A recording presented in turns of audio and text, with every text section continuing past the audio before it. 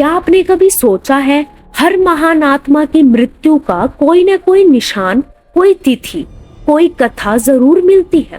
राम का जन्म, उनका वनवास और उनका जल समाधि लेना सब विस्तार मिलता है। कृष्ण का महाप्रशासन भी इतिहास में दर्ज है। लेकिन राधा जी, वो राधा जिनका नाम कृष्ण के बिना अधूरा है, वो राधा जिनके बिना प्रेम का अर्थ अधूरा है, वो राधा जिनके बिना भक्ति अधूरी है, उनकी मृत्यु का कोई उल्लेख क्यों नहीं है? न कोई समाधि, न कोई शमशान, न कोई तिथि, न कोई वर्णन। इतनी महान आत्मा और उनकी विदाई का कोई प्रमाण तक नहीं। क्या राधा जी सचमुच मरी थी, या मृत्यु उन्हें छू भी नहीं सकी? क्या वो अभी भी जीवित है, हवा के झोंकों में, बंसी की धुन में, वृंदावन की रेत में? वो लेकर चलेंगे उस रहस्य की यात्रा पर, एक ऐसी यात्रा जहां हर मोड़ पर सवाल उठेंगे, जहां हर धुन में एक छुपा संदेश होगा और जहां हर कथा के पीछे छुपा होगा राधा जी की मृत्यु का असली रहस्य। राधा और कृष्ण का प्रेम संसार के इतिहास का सबसे अनोखा प्रेम। ये प्रेम सांसारिक नहीं था, यह आत्मा का मिलन था। कृष्ण सिर्फ एक अवतार नहीं थे, वे विष्णु के पूर्ण पुरुषोत्तम रूप थे। और राधा सिर्फ एक गोपी नहीं थी, वे उनकी शक्ति थी, उनकी आत्मा थी, उनका अस्तित्व थी। कहा जाता है, जब कृष्ण बंसी बजाते थे तो गोकुल की हजारों गोपियां दौड़ी चली आती थी, लेकिन उनमें भी एक चेहरा सबसे ज्यादा दमकता था, राधा जी का। राधा का प्रेम कृष्ण के लिए इतना गहरा था कि उसमें मेरा और तेरा का कोई भेद ही नहीं था। और कृष्ण भी जब बंसी बजाते थे तो उनकी आंखें सिर्फ राधा जी को ही खोजती थी। यमुना के किनारे, बरसाने की गलियों में और वृंदावन के वन उपवनों में ये प्रेम किसी साधारण रोमांस जैसा नहीं था। ये प्रेम था उस आत्मा का जो सृष्टि से भी परे था। लेकिन क्या आपने कभी सोचा है, अगर यह प्रेम इतना गहरा था तो दोनों का मिलन क्यों नहीं हुआ? क्यों कृष्ण को द्वारका जाना पड़ा? क्यों राधा वृंदावन में अकेली रह गई? क्या ये जुदाई राधा की मृत्यु का असली कारण थी? समय बीता, कृष्ण ने कंस का वध किया, मथुरा को मुक्त कराया और फिर द्वारका जाकर राज सिंहासन संभाला। अब वे सिर्फ एक ग्वाला नहीं रहे, वे राजा बन चुके थे।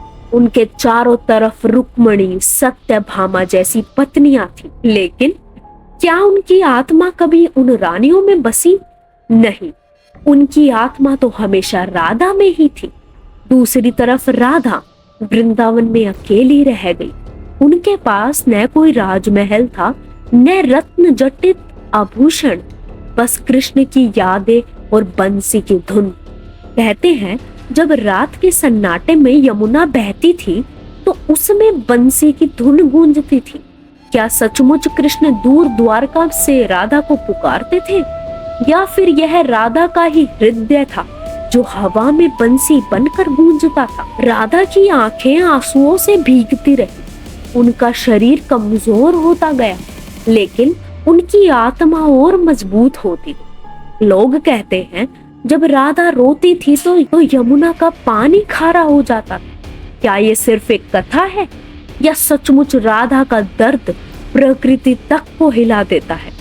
वो विरह जो साधारण मनुष्य को तोड़ देता, राधा ने उसे साधना बना लिया।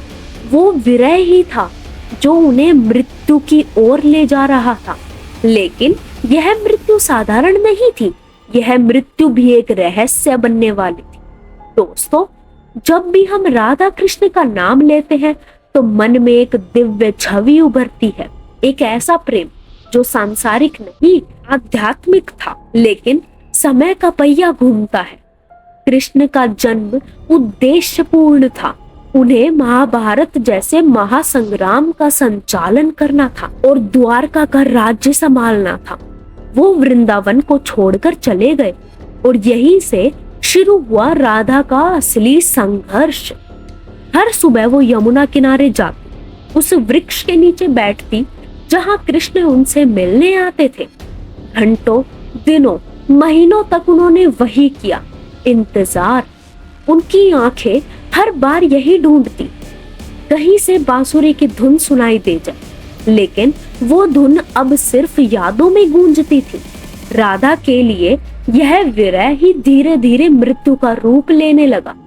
उनका शरीर क्षीण होने लगा, चेहरे की आभा मंद पड़ने लगी, लेकिन उनका प्रेम वो पहले से भी ज्यादा प्रबल होता गया। बरसाना, वृंदावन और मथुरा, हर जगह राधा जी के अंत को लेकर अलग अलग बातें कही जाती। कहीं कहा जाता है कि राधा जी ने तपस्वनी का जीवन अपना लिया। वो हर पल ध्यान और जप में खोई रहती। उनका शरीर तो यहीं धरती पर था, लेकिन मन सदैव कृष्ण के लोक में विचरण करता था।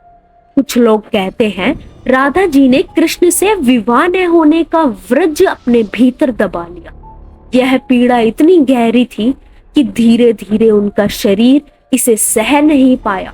यानी उनकी मृत्यु का कारण था अधूरा मिलन। एक अन्य कथा कहती है राधा जी ने कृष्ण से वर मांगा कि जब वो मृत्यु को प्राप्त हो तो उनके चरणों में हो, और कृष्ण ने यह वर दिया।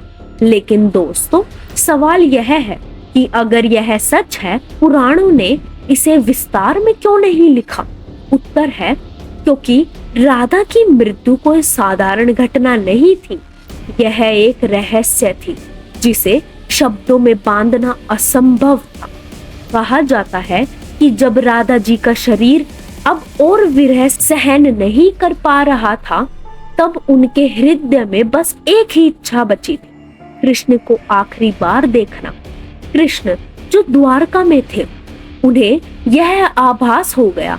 वो तुरंत वृंदावन आए। राधा उस समय एक वृक्ष के नीचे ध्यान मग्न बैठी थी। उनकी सांसें धीमी हो चुकी थी, आंखों में गहरा सन्नाटा था। कृष्ण पास आए और बोले, राधे, मैं आ गया हूँ। राधा ने धीरे से आंखें खोली। उनकी नजर कृष्ण पर पड़ी और उस एक नजर में हजारों बातें थीं। न कोई शिकायत, न कोई प्रश्न, बस प्रेम की गहराई। कृष्ण ने अपनी बांसुरी उठाई और वही स्वर बजाया जो बरसों पहले राधा के दिल की धड़कन था। धुन गूंज उठी और उसी क्षण राधा ने अपनी आंखें बंद कर ली। उनकी आत्मा धीरे धीरे उस धुन में विलीन हो गई, और यही छुपा है असली कारण।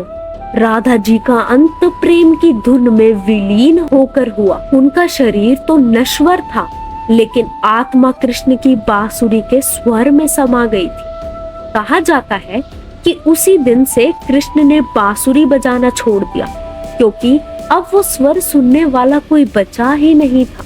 तो दोस्तों, असली सवाल, राधा जी की मृत्यु क्यों हुई? पहला कारण विरह का दर्द। कृष्ण से बिछड़ना ही उनका सबसे बड़ा रोग था। दूसरा कारण अधूरा मिलन। राधा जी कृष्ण से विवाह नहीं कर पाई। यह पीड़ा धीरे धीरे उनके शरीर को कमजोर करती गई। तीसरा कारण आध्यात्मिक कार्य की पूर्णता। राधा जी वास्तव में देवी थी। उनका कार्य था कृष्ण के प्रेम को इस धरती पर स्थापित करना। जब यह कार्य पूरा हुआ तो उनकी आत्मा अपने लोक में लौट गई। यानी राधा जी की मृत्यु किसी बीमारी से नहीं, बल्कि विरह और अधूरे मिलन के कारण हुई। और यही कारण शास्त्रों ने छुपा लिया, क्योंकि इसे साधारण मृत्यु कहना प्रेम की गरिमा को छोटा करना होता। दोस्तों, राधा जी की मृत्यु का रहस्य कभी पूरी तरह उजागर नहीं होगा, क्योंकि राधा जी स्वयं रहस्य थी। उनका अंत केवल प्रेम की शक्ति को दर्शाता है। एक ऐसा प्रेम जिसने विरह को मृत्यु बना लिया और मृत्यु को अमरत्व। आज भी जब हम राधे राधे कहते हैं तो केवल नाम नहीं, बल्कि उस अनंत प्रेम की पुकार होती है। वो प्रेम जो कभी जन्मा नहीं और कभी मरा नहीं। यही है राधा जी की मृत्यु का असली रहस्य, कि उनका अंत शरीर से हुआ, लेकिन उनका प्रेम आज भी जीवित है, हमारे दिल में और हमेशा रहेगा। आशा करती हूँ कि आपको ये कथा सुनने में उतना ही मजा आया जितना हमें इसे सुनाने में आया। ऐसी और कथाओं के लिए इस चैनल को सब्सक्राइब करना है और इस वीडियो को लाइक करके अपना प्यार दिखाना है। तो तब तक के लिए राधे राधे।